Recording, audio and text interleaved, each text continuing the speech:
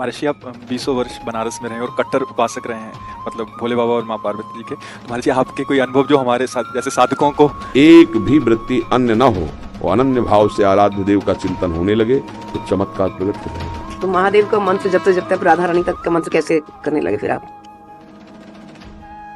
महादेव जी के सेवक हो, बिल्व पत्र चयन कर रहे हैं, फिर महादेव जी के लिए अर्पित कर रहे हैं, जल अर्पित कर रहे हैं। नहीं मंत्र कुछ आता तो गुरु मंत्र के द्वारा बिल्व पत्र अर्पित एक एक मंत्र अंदर ही अंदर जपते हुए विराजमान। फिर वो तो एक चुल्लू जल में प्रसन्न होने वाले देवाधिदेव महादेव, उनकी पूजा में तो ज्यादा पैसा वाली सामग्री है नहीं।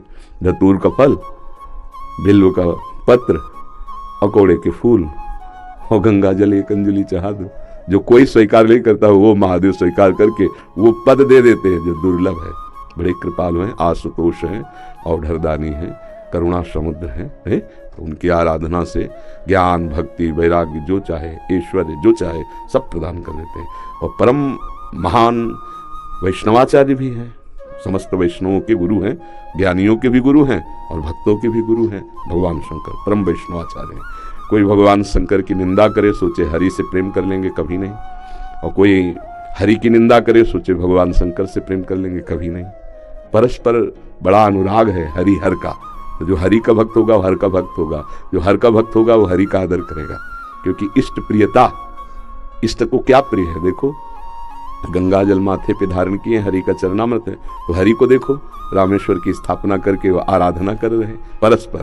तो ऐसे वो भक्त उपासक को चाहिए वैष्णवों को नमन करे, क्योंकि हरि भक्त है और इनके नमन करने से हर प्रसन्न होंगे।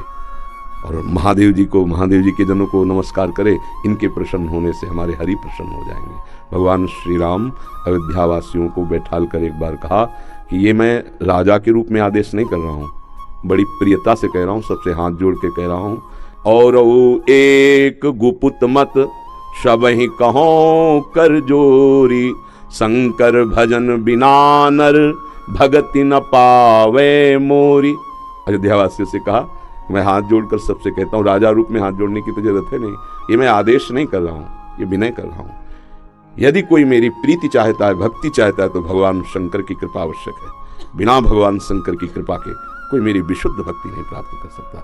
और एक गुप्त मत सबई कहो कर जोरी, शंकर भजन बिना नर भगति न पावे।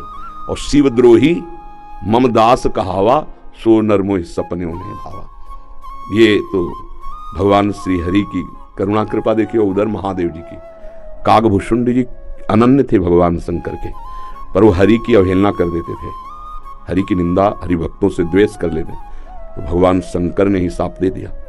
मंदिर में बैठे थे, गुरुदेव पधारे, क्योंकि गुरुदेव सदैव उपदेश हरिहर का समान रूप से करते थे, ये उनको जमता नहीं था। वो गुरुदेव से द्रोह करने लगे। गुरुदेव आए तो उठकर प्रणाम नहीं किया।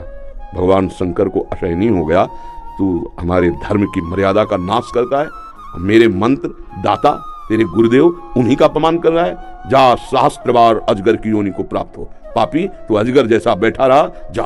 तो गुरुदेव बड़े कृपालु, उन्होंने फिर नमामि समीसान निर्वाण रूपम, ये स्तुति की और कहा प्रभु अज्ञानी है। देखो कैसे गुरुदेव माता की तरह, ये अज्ञानी, इस पर दया कर दो। तो कहा साप तो मिथ्या नहीं होगा, पर जन्मते मरते जो दुष्य दुख होता है वो नहीं व्यापेगा और जल्दी जल्दी इसका शरीर छूट जाएगा, पर ऐसा होगा अजगर योनि को प्राप्त होगा। ये अगर कोई भगवान हरि की अवहेलना करके महादेव का अनन्य बनना चाहता है तो कदापि नहीं, और कोई महादेव की अवहेलना करके हरि प्रेम चाहता है तो कदापि नहीं। हरिहर एक ही हैं और एक दूसरे की आराधना से ये दिखाते हैं कि कैसे भक्ति की जाती है। इसलिए उठते बैठते चलते फिरते आराध्य देव का जो स्मरण है, यही सबसे बड़ी साधना है। यदि इष्ट भी महादेव हों, मंत्र भी महादेव जी के हों, तो नाम क्या जपे फिर?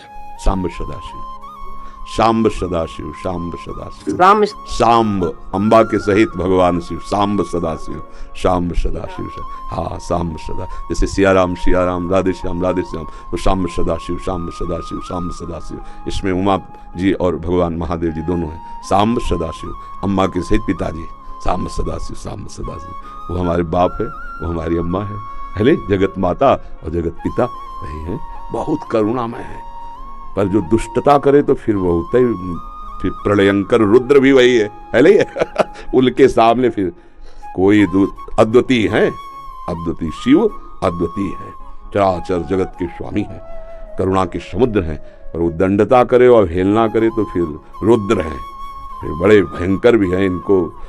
इनकी सेवा पूरी सृष्टि की जो है वो लय सेवा है। जैसे ब्रह्मा रूप में आप सृजन करते हैं, हरि रूप में पालन करते हैं, तो रुद्र रूप में आप उसका संहार भी करते हैं। आप ही लय करते हैं, लय के अधिष्ठात्र हैं। सृष्टि के सृजन के अधिष्ठात्र ब्रह्मा जी हैं, पालन के भगवान विष्णु हरि हैं, और लय के महादेव जी। और बहुत करुणामय है, बहुत करुणामय है। वो श्लोक है, कर्पूर गौरम करुणा अवतारम। साक्षात मानो करुणा ही अवतार धारण कर किसी रूप में विराज। महर्षि, आप 20 वर्ष बनारस में रहे और कट्टर उपासक रहे हैं, मतलब भोले बाबा और माँ पार्वती जी के। तो महर्षि, आपके कोई अनुभव जो हमारे साथ जैसे साधकों को।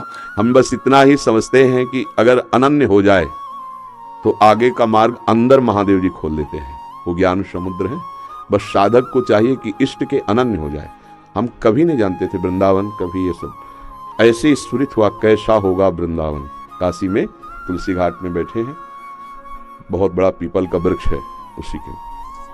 अब ध्यान हमारा अलग है, एकदम स्फुरित होता है, कैसा होगा वृंदावन। पहला स्फुरण, ये कैसे हो रहा है।